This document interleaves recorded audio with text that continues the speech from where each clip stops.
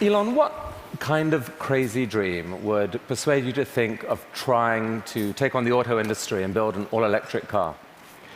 Well, it goes back to when I was in university. I thought about what are the problems that are most likely to affect the future of the world, or future of humanity. I think it's extremely important that we have sustainable transport and sustainable energy production. That sort of overall sustainable energy problem is the biggest problem that we have to solve this century, independent of environmental concerns. In fact, even if producing CO2 is good for the environment, given that we're going to run out of hydrocarbons, we need to find some sustainable means of operating. But most of American electricity comes from burning fossil fuels. How can an electric car that plugs into that electricity help? Right. There's two elements to that answer. One is that even if you take the same source fuel and produce power at the power plant and use it to charge electric cars, you're still better off. So if you take, say, natural gas, which seems most prevalent to hydrocarbon source fuel, if you burn that in a modern General Electric natural gas turbine, you'll get about 60% efficiency. If you put that same fuel in an internal combustion engine car, you get about 20% efficiency. And the reason is, in the stationary power plant, you can afford to have something that weighs a lot more, is voluminous, and you can take the waste heat and run a steam turbine and generate a secondary power source. So, in effect, even if you take in transmission losses into account and everything, even using the same source fuel, you're at least twice as better off charging an electric car than burning it at the power plant. Okay. That scale delivers efficiency. Yes, yeah. It does.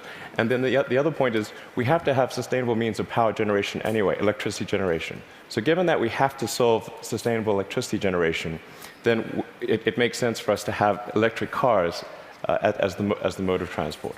So we've got some video here of the Tesla being assembled, which if you could play that first video. So what is innovative about this process in this vehicle? Sure. So in order to accelerate the advent of electric transport, and I should say that I think actually all modes of transport will become fully electric, with the ironic exception of rockets. There's just no way around Newton's third law. The question is, how do you accelerate the advent of electric transport? And in order to do that for cars, you have to come up with a really energy-efficient car. So that means making it incredibly light. And so what you're seeing here is the only all-aluminum body and chassis car made in North America. In fact, we applied a lot of rocket design techniques to make the car light despite having a very large battery pack. And then it also has the lowest drag coefficient of any car of its size. So as a result, the energy usage is very low, and it has the most advanced battery pack, and that's what gives it the range that's competitive. So you can actually have on the order of a 250-mile range. I mean, those battery packs are incredibly heavy, but you think the math can still work out intelligently by combining light body, heavy battery, you can still gain spectacular efficiency. Exactly. The rest of the car has to be very light to offset the mass of the pack, and then you have to have a low drag coefficient so that you have good highway range. In fact, customers of the Model S are sort of competing with each other to try to get the highest possible range. I think somebody recently got 420 miles out of a single charge. Bruno Bowden, who's here, did that, broke the world record, 425. That was the good news. The bad news was to do it, he had to drive at 18 miles an hour constant speed and got pulled over by the cops. Yeah, I mean, you can certainly drive. If you drive at sort of 65 miles an hour under normal conditions, 250 miles is a reasonable number. Let's show that second video showing the Tesla in action on ice. Not at all a dig at the New York Times, this, by the way. What is the most surprising thing about the experience of driving the car? In creating an electric car, the responsiveness of the car is really incredible. So we want to really have people feel as though they've almost got a mind meld with the car. So you just feel like you and the car are kind of one. And as you corner and accelerate, it just happens, like the car has ESP. You can do that with an electric car because of its responsiveness. You can't do that with a gasoline car. I think that's really a profound difference, and people only experience that when they have a test drive. I mean, this is a beautiful but expensive car. Is there a roadmap where this becomes a mass market vehicle? Yeah, the goal of Tesla has always been to have a sort of a three-step process where version 1 was an expensive car in low volume, version 2 is sort of medium price and medium volume, and then version 3 would be low price, high volume. So we're at step 2 at this point. So we had a $100,000 sports car, which was the Roadster. Then we've got the Model S, which starts at around $50,000. And our third generation car, which will hopefully be out in about 3 or 4 years, will be a $30,000 car. But whenever you've got really new technology, it generally takes about 3 major versions in order to make it a compelling mass market product. And so I think we're making progress in that direction, and I feel confident that we'll get there. I mean, right now, if you've got a short commute, you drive, you can get back, you can charge at home.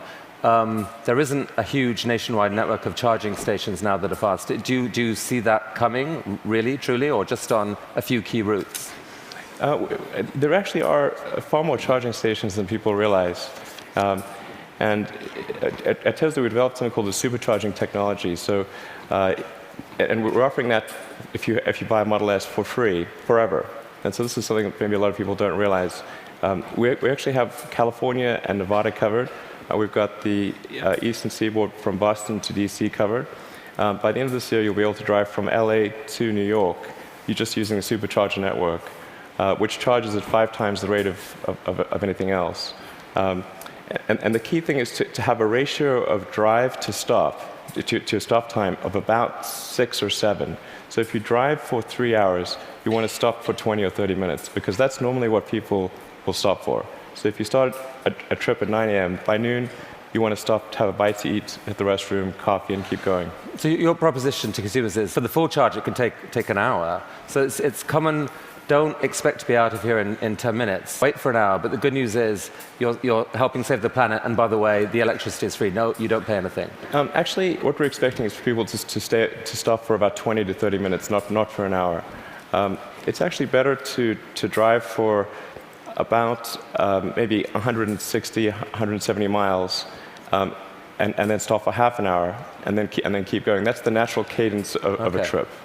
All right. So this is only one string to your energy bow. You've been working on this solar company, SolarCity. What's unusual about that? Well, as I mentioned earlier, we have to have sustainable electricity production as well as consumption. So I'm quite confident that the primary means of power generation will be solar. I mean, it's really indirect fusion is what it is.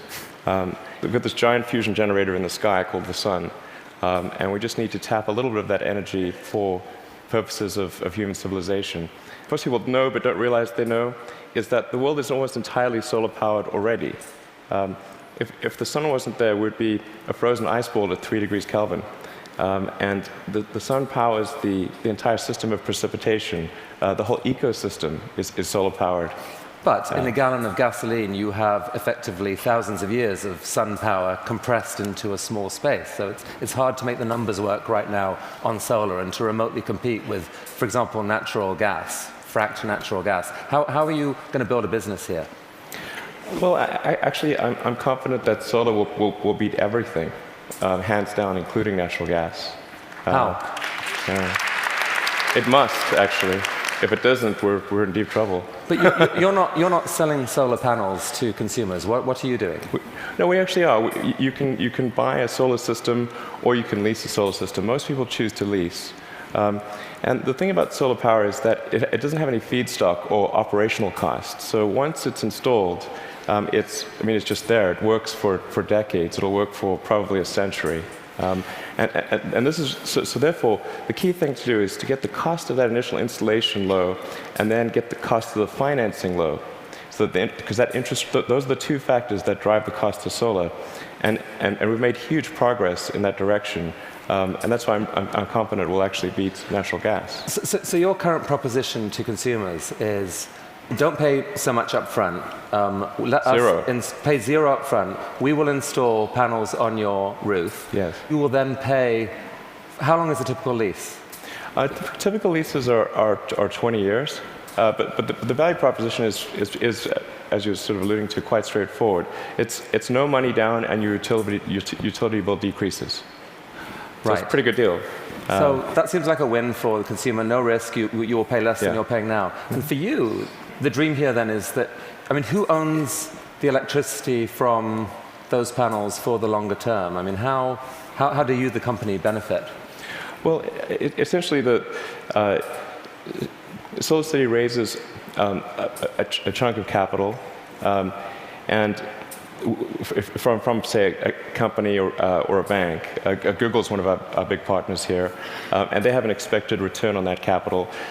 With that capital, SolarCity purchases and installs the panel on the roof, and then charges the homeowner or business owner a monthly lease payment, which is less than the utility bill. But you yourself get a sort of long-term commercial benefit from that power. You're kind of building a new type of distributed utility. Exactly. What it amounts to is a giant distributed utility.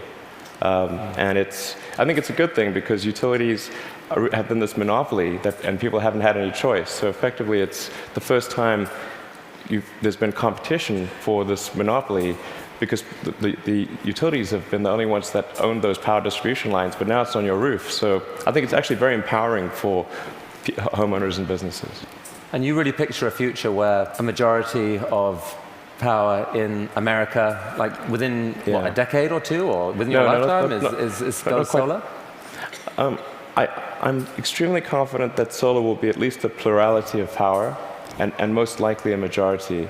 And I predict it will be a plurality in less than 20 years. I'd say I made that bet with someone. The definition of plurality is? More from solar than any other source. Who did you make the bet with? With a friend who will remain nameless. But, just between us. I made that bet, I think, 2 or 3 years ago. So in roughly 18 years, I think we'll see more power from solar than any other source. All right. So let's go back to another bet that you made with yourself, I guess. I mean, a kind of crazy bet. You'd made some money from the sale of PayPal. You decided to build a space company. Why on earth would someone do that? Got that question a lot. That's true. People would say, did you hear the joke about the guy who made a small fortune in the space industry, and he, obviously started with a large one as the punchline. And so I tell people, well, I was trying to figure out the fastest way to turn a large fortune into a small one. And they'd look at me like, oh, is he serious? And strangely, you were. What happened? It was a close call. I mean, things almost didn't work out. We came very close to failure, but we managed to get through that point in 2008. The goal of SpaceX is to try to advance rocket technology, and in particular to try to crack a problem that I think is vital for humanity to become a spacefaring civilization, which is to have a rapidly and fully reusable rocket. Would humanity become a spacefaring civilization? So that was a dream of yours in a way from a young age, or like you dreamed of Mars and beyond? I did build rockets when I was a kid, but I didn't think I'd be involved in this. It was really more from the standpoint of what are the things that need to happen in order for the future to be an exciting and inspiring one. And I really think there's a fundamental difference if you sort of look into the future between a humanity that is a spacefaring civilization that's out there exploring the stars on multiple planets. And I think that's really exciting. And compared with one where we are forever confined to Earth until at some eventual extinction event. So you've somehow slashed the cost of building a rocket by 75%, depending on how you calculate it. How on earth have you done that? NASA has been doing this for years. How have you done this? Well, we've made significant advances in the technology of the airframe, the engines, the electronics, and the launch operation. I mean, there's a long list of innovations that we've come up with there. That they're a little difficult to communicate in this talk, but because, not least because you could still get copied, right? I mean, you haven't patented this stuff. It's really interesting to me. You didn't patent because you think it's more dangerous to patent than not to patent. Since our primary competitors are national governments, the enforceability of patents is questionable. It's really interesting. But the big innovation is still ahead, and you're working on it now. Tell us about this. Right. So the big innovation. In fact, let's roll that video, and you can talk us through it. What's happening here? Absolutely. So The thing about rockets is that they're all expendable. All rockets that fly today are fully expendable. The space shuttle was an attempt at a reusable rocket, but even the main tank of the space shuttle was thrown away every time. And the parts that were reusable took a 10,000-person group 9 months to refurbish for flight. So the space shuttle ended up costing $1 billion per flight. Obviously, that doesn't work very well for... So what just happened there? We just saw something land? That's right. So it's important that the rocket stages be able to come back, to be able to return to the launch site and be ready to launch again within a matter of hours. Wow. Yeah. Reusable rocket. Yes. So what a lot of people don't realize is the cost of the fuel, of the propellant, is very small. It's much like on a jet. So the cost of the propellant is about 0.3% of the cost of the rocket. So it's possible to achieve, let's say, roughly 100-fold improvement in the cost of space flight if you can effectively reuse the rocket. Wow. That's why it's so important. Every mode of transport that we use, whether it's planes, trains, automobiles, bikes, horses, is reusable, but not rockets. So we must solve this problem in order to become a spacefaring civilization. You asked me the question earlier of how popular traveling on cruises would be if you had to burn your ship. Certain cruises apparently are highly problematic. Definitely more expensive. So that's potentially absolutely disruptive Right. technology, and I guess paves the way for your dream to actually take, at some point, to take humanity to Mars at scale. Yeah, You'd like exactly. to see a colony on Mars. Yeah, exactly. SpaceX or some combination of companies and governments need to make progress in the direction of making life multiplanetary, of establishing a base on another planet, on Mars being the only realistic option, and then building that base up until we're a true multi-planet species. So progress on this, let's make it reusable. How is that going? That was just a simulation video we Right. saw. How's it going? We've been making some good progress recently with something we call the Grasshopper test project, where we're testing the vertical landing portion of the flight, the sort of terminal portion, which is quite tricky. We've had some good tests. Can we see that? Yeah. So that's just to give a sense of scale. We dressed the cowboy as Johnny Cash and bolted the mannequin to the rocket. All right, let's see that video then, because this is actually amazing when you think about it. You've never seen this before: a rocket blasting off, and then. Yeah, so that rocket is about the size of a 12-story building.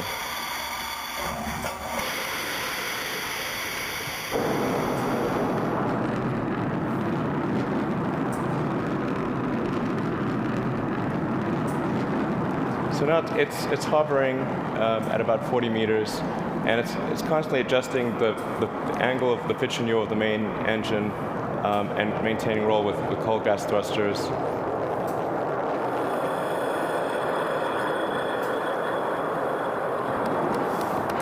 How cool is that?